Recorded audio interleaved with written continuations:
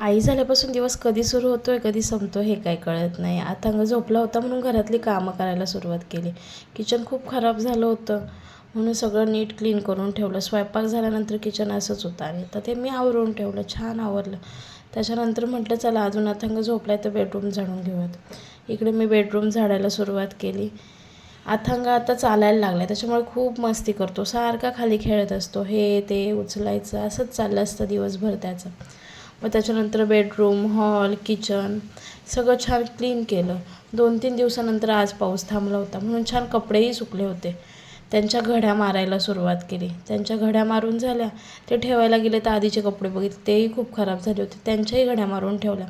नंतर अथर्वसाठी पाणी गरम केलं. तेवढ्यात तो उठला आणि खेळायला लागला. त्याला आवाज दिला ना अथर्व असं छान स्माईल करतो आणि मग परत खेळत राहतो. असंच अथर्वचं खेळणं चालू होतं. मग नंतर त्याला बेडवरून खाली उतरवला आणि बेड नीट करायला लागले. तर त्याला मला मदत करायची होती. त्याच्या मदतीने मी कसाबसा बेड नीट केला आणि ठेवला. नंतर त्याला हॉलमध्ये बाहेर घेऊन गेले खेळायला. हॉलमध्ये खेळता खेळता तर चालायला लागला आहे ना, तर आपल्याला सगळ्यांना चालून दाखवत होता तो. इकडून तिकडे तिकडून इकडे असंच चालू असतं दिवसभर. खेळता खेळता कधी थकतो कधी झोपतो काही कळत नाही त्याचं. खेळून खेळून दमला, खाली बसला आणि मग बास्केटमधले खेळणे काढायला सुरुवात केली. असं संपला आजचा दिवस. चला भेटूया उद्या. बाय.